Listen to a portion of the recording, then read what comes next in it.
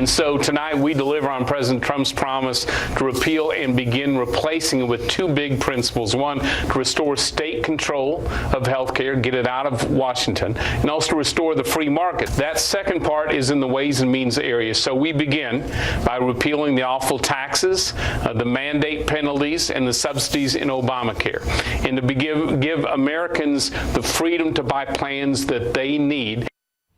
That was House Ways and Means Chairman Kevin Brady, who finds himself and his committee now at the heart of breaking news tonight. As we told you at the top of the hour, the House GOP releasing plans tonight that would strike at the central tenets of Obamacare. So what will this look like for you and your family and your health care? And how will the fight unfold in the coming days and weeks? Here now, Marc Thiessen, former chief speechwriter for President George W. Bush, and a Fox News contributor, and Matt Bennett, former deputy assistant to President Bill Clinton. Good to see you both. Good to see you. All right, Mark, are they at least making progress in that now the GOP appears to be, for the most part, the leadership and the White House on the same page with rolling something out, although we know, they can't lose more than 21 votes in the House, and there are conservatives there who are still skeptical. Yeah, we don't know because they haven't put out any coverage estimates of this new plan. So we don't know how many people are going to get covered. And that gets to the big problem that the Republicans face.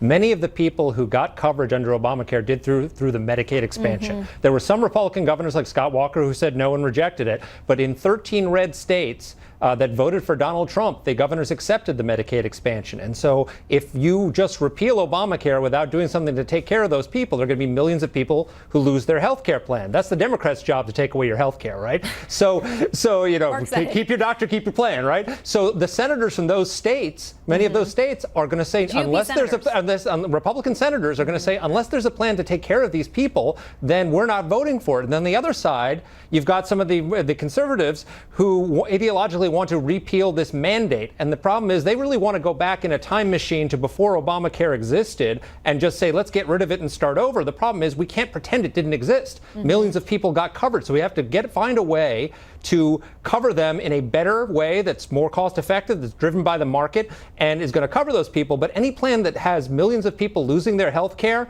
is both morally wrong and politically a loser. Well, and tonight, Matt, leaders are saying that is not the case. There is a special fund to help those who are going to have trouble transitioning. They say nobody's going to get immediately kicked off. There are transition plans. So they're rolling out a lot of things that sound like they will help people because, of course, morally and from a PR standpoint, they don't want the nightmare of millions of people not being covered anymore.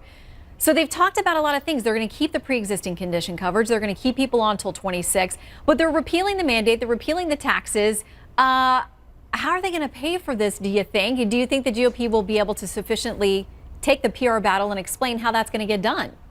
No, and I have no idea. Those are exactly the right questions to be asking. And I find myself in the unusual position of largely agreeing with Mark that they have not answered any of those questions, and those questions are being raised by senators in their own party. Democrats, of course, are coming out almost foursquare against this because there are so many questions. One of the things that they really attacked Democrats for when Obamacare was moving through Congress was doing it too quickly. It took Democrats a year. They're trying to do this in like 2 weeks. No one knows how much it's going to cost, as Mark pointed out. Nobody knows how many people are going to lose coverage. Nobody knows exactly what this thing is going to look like.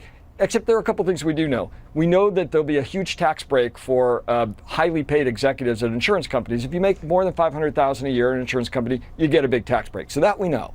We know almost nothing else about the finances and the impact of this bill.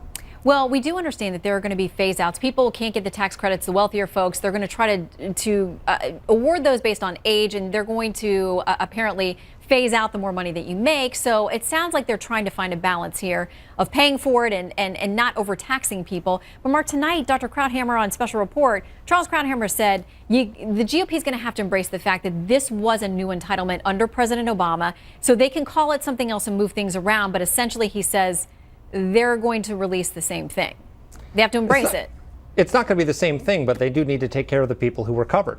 We can't have millions of people falling off of their health care, and this should be a bipartisan effort. We should all agree that we don't want people to lose their coverage. Everybody agrees that Obamacare is broken. It's not working the way it is. It needs fixes. And the big problem with Obamacare was that President Obama did this in a hugely partisan way. He didn't go out to the Republicans and say, let's include your best ideas. We'll take our best ideas and work together on this. And so what you need to do if you want something that's politically sustainable is something that includes the best ideas from Democrats and the best ideas from Republicans and expands coverage for more people. The problem is the Democrats are in complete resistance mode. They are not going to work with Republicans. They're not confirming Donald Trump's cabinet nominees. They're not interested in helping him on bipartisan health care reform. And Matt, they have to admit, the numbers do not lie, that some of these deductibles and premiums are so high that people say, yes, I have insurance, but I cannot use it.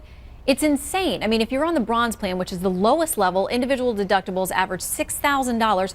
For families, that's up in the $12,000 to $13,000 range. So even if they have coverage, if they have an emergency, you know, they're going to have to shell out $12,000. A lot of them say they can't do it. It's not sustainable. So do you think there's anything that will work with this plan to make that situation better? No, I think that situation is going to get much, much worse. Because, how so? Well, look, I mean, first of all, if you're under $30,000 in income, you lose not only the premium support, you lose the tax deduction that you would get under Obamacare. Tax credit under Obamacare. And what we know, again, there's a million unanswered questions about this plan, and we're just beginning to piece through it. But what we can gather so far is that it'll make deductibles and premiums more expensive. Okay, that is not how the GOP is selling it, so we'll leave that to Matt and Mark. Thank you both. We know there's a lot to get through before we really understand all the details, but thank you. Good to see you both. Thanks, Shannon.